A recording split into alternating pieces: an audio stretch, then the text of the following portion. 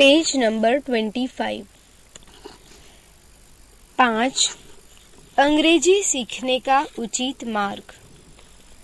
पिछले 4 प्रकरणों में दैनिक व्यवहार में उपयोगी अंग्रेजी वाक्यों, अंग्रेजी लिपि, अंग्रेजी हिंदी बाराखड़ी, अंग्रेजी स्वरों तथा व्यंजनों के उच्चारण तथा व्यक्तिवाचक संज्ञाओं के वाचन और लेखन के बारे में आप सीख चुके हैं। अब अगले प्रकरण से हम अंग्रेजी की प्राथमिक रचनाएं सीखने की शुरुआत करेंगे। अंग्रेजी वार्तालाप की दृष्टि से इनका विशेष महत्व है, पर इसके पहले इस प्रकरण में कुछ महत्वपूर्ण बातों के बारे में आपको स्पष्ट जानकारी दे देना आवश्यक है। एक गलत फहमी।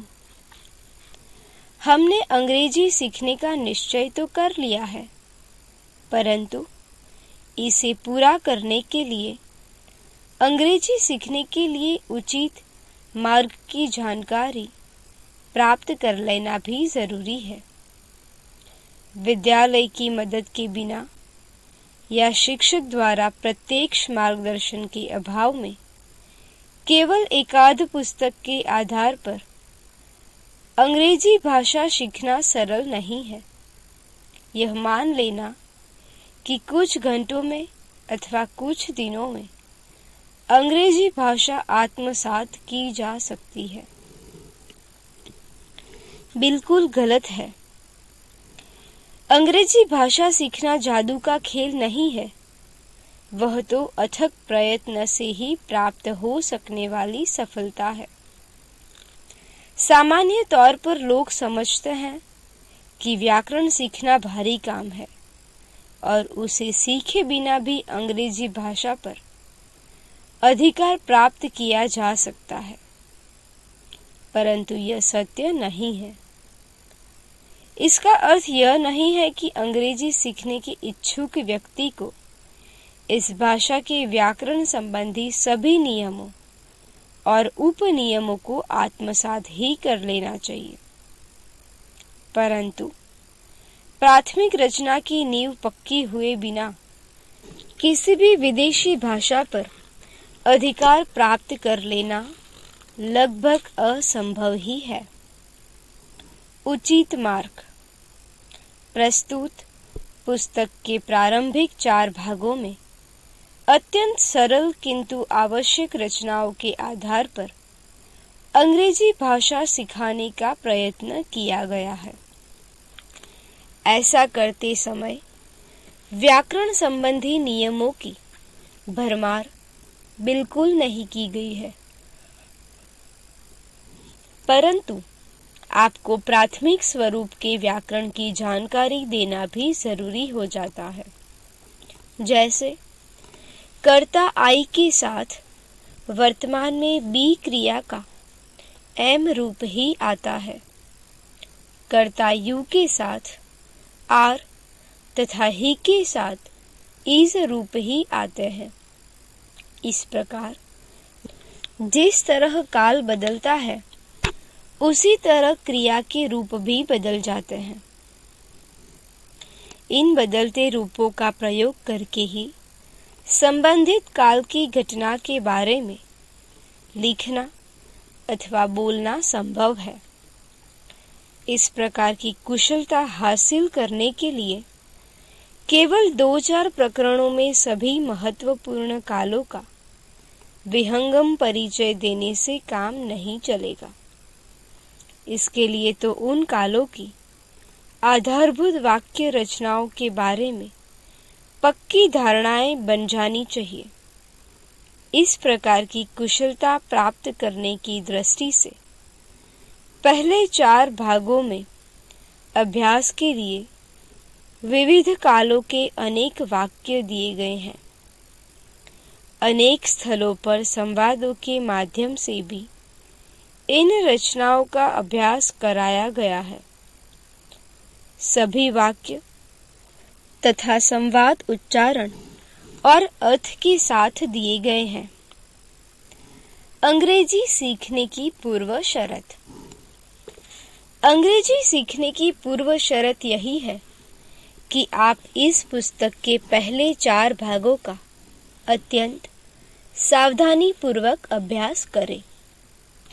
इसे ध्यान में रखते हुए विभिन्न संदर्भों में दिए गए वाक्य सावधानी पूर्वक जोर जोर से पढ़ें।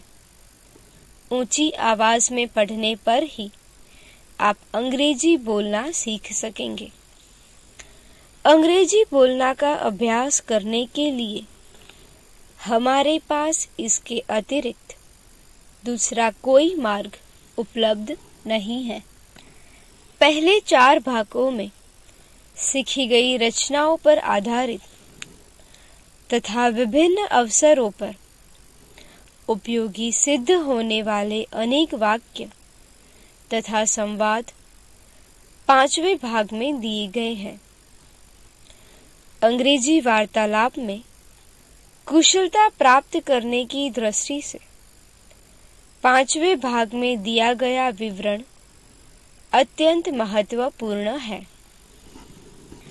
Page number 26। भाषा की समृद्धि के लिए। अंग्रेजी बहुत ही समृद्ध भाषा है। इसमें लगातार असंख्य नए शब्दों तथा शब्द समूहों की वृद्धि होती जा रही है।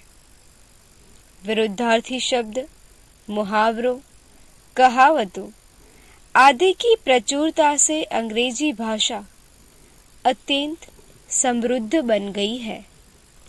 इस दृष्टि से प्रस्तुत पुस्तक के 6ठे भाग में बहुत सी जानकारी व्यवस्थित रूप में दी गई है।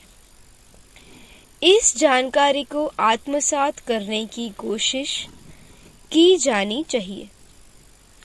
इसी भाग में पत्र लेखन की पद्धति समझाकर कुछ पत्रों के नमूने भी दिए गए हैं।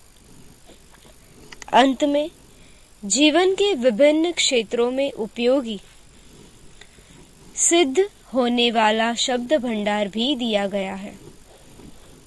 आपसे मैं एक ही बात का बार बार आग्रह करता हूँ। इस पुस्तक को केवल मौन रूप से पढ़ने पर कोई कुशलता हासिल नहीं हो सकेगी। इस पुस्तक में मूलभूत रचनाओं पर आधारित जो अनेक वाक्य तथा संवाद दिए गए हैं, उन्हें जोर जोर से संकोच छोड़कर ऊंची आवाज में बोलिए। इसी प्रकार उन्हें लिखने का अभ्यास कीजिए।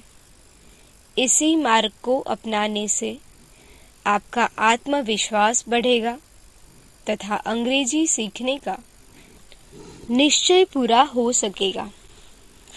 लेखन तथा अनुवाद का अभ्यास। केवल पढ़ने से ही अंग्रेजी भाषा नहीं आएगी। अंग्रेजी भाषा सीखने का सर्वोत्तम मार्ग यह है कि पढ़ने के साथ साथ उसे लिखने का भी अभ्यास किया जाए। अतः अंग्रेजी लेखन का अभ्यास करना बहुत जरूरी है। अंग्रेजी लेखन की आदत पड़ जाने पर उस भाषा पर अधिकार प्राप्त करने के लिए आत्मविश्वास बढ़ जाता है और वह शीघ्र ही आ जाती है। इसलिए इस पुस्तक के पहले 4 भागों में प्रत्येक प्रकरण के अंत में लेखन तथा अनुवाद के लिए उपयुक्त स्वाध्याय दिए गए हैं। इन स्वाध्यायों का उत्तर लिखने के लिए उनके समीप ही खाली पंक्तियां भी दी गई हैं। इन पंक्तियों पर उत्तर लिखने का अभ्यास कीजिए। इससे आपका अंग्रेजी ज्ञान अवश्य ही पक्का हो जाएगा। अंग्रेजी भाषा के अध्ययन के संबंध में इस पुस्तक में दिया गया उपर्युक्त प्रयोग एकदम नया है। लेखक के आज तक के दीर्घकालीन अनुभव से इस प्रयोग का उद्भव एवं विकास हुआ है। अंग्रेजी भाषा सीखने के इच्छुक व्यक्तियों के लिए यह प्रयोग अवश्य ही सहायक सिद्ध होगा, इसमें तिल मात्र भी संदेह नहीं है।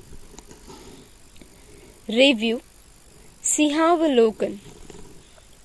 इस पुस्तक के पहले 4 भागों में प्रत्येक भाग के अंत में रिव्यू शीर्षक के अंतर्गत आपके लिए एक विशेष कसौटी पत्र दिया गया है। इन कसौटी पत्रों के प्रश्नों के उत्तर लिखने के लिए वहीं पर खाली जगह भी रखी गई है। यदि इस प्रश्नों को आपने आसानी से हल कर लिया तो यह माना जा सकता है कि अंग्रेजी भाषा संबंधी आपका अध्ययन उचित मार्ग से और तेजी से हो रहा है। अतः मेरा आपसे आत्यंतिक आग्रह है कि आलस्य छोड़कर इन 4 सिंहावलोकनों में दिए गए कसौटी पत्र अवश्य हल कीजिए। निश्चय अंग्रेजी भाषा पर अधिकार प्राप्त करने के लिए इस पुस्तक का मनोयोग पूर्वक नियमित रूप से अध्ययन एवं अभ्यास कीजिए। अध्ययन पूर्ण हो जाने पर इस पुस्तक के बारे में अपना अभिप्राय तथा सूचनाएं हमें अवश्य लिख भेजिए। अंग्रेजी पढ़िए, अंग्रेजी लिखिए, अंग्रेजी पर अधिकार प्राप्त कीजिए।